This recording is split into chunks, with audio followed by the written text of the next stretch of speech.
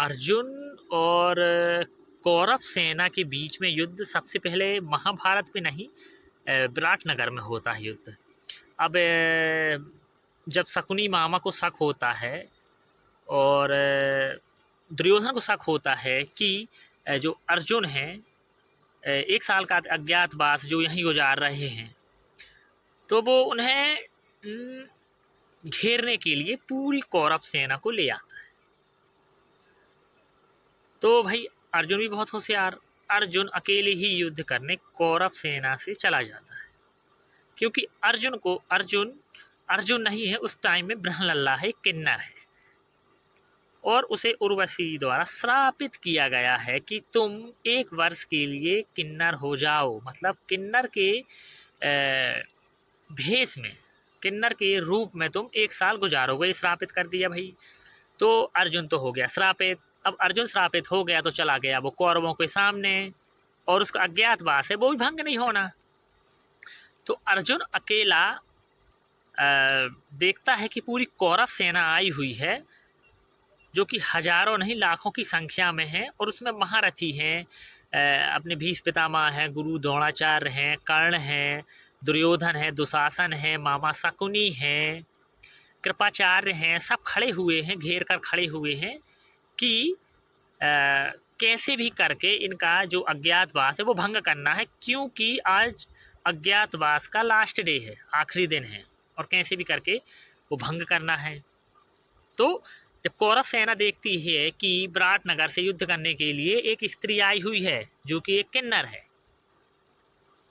अब भीष्म पितामह जी से कहा जाता है कि आप इस किन्नर से युद्ध कीजिए, लेकिन भीष्म पितामह कहते हैं कि मैं स्त्री के ऊपर वार नहीं कर सकता। कहा चलो ठीक है भैया, कोई बात नहीं। गुरु द्रोणाचार्य जी से बोला जाता है, गुरु जी आप अपना कुछ कौशल दिखाइए। गुरु जी कौशल दिखाते हैं, लेकिन अर्जुन भी उस टाइम उन्हें मतलब हरा देता है, उन्हें घायल कर देता है और युद्ध क्षेत्र भूमि से बाहर कर देता है। अब उन्हें कुछ शक होता है, हो ना हो ये अर्जुन है। तो शक दूर करने के लिए कर्ण को फोर्स किया जाता है कि भैया तुम्हारे पास जो सबसे पावरफुल अस्त्र है, कौन सा अस्त्र है? कहा भैया नारायण अस्त्र है। कहा ठीक है भैया, उसको चलाइए। क्यों? क्योंकि नारायण अस्त्र चलेगा तो सामने अर्जुन है। अर्जुन के पास कौन सा अस्त्र है? अर्जुन के पास अस्त्र है पशुपशास्त्र है, जो कि सभी अस्त्रों का बाप है।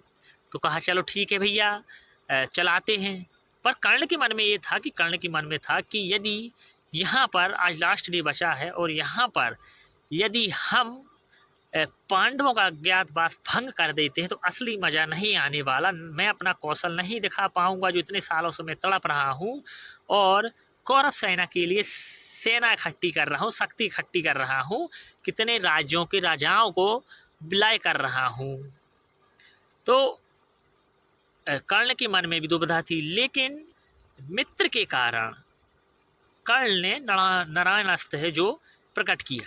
और जब अर्जुन के मन में ये चला कि नारायण अस्त्र यदि कर्ण ने मेरे ऊपर चला दिया तो मेरी मृत्यु हो जाएगी, लेकिन यदि मेरी मृत्यु हो गई तो मेरे भाइयों का क्या होगा?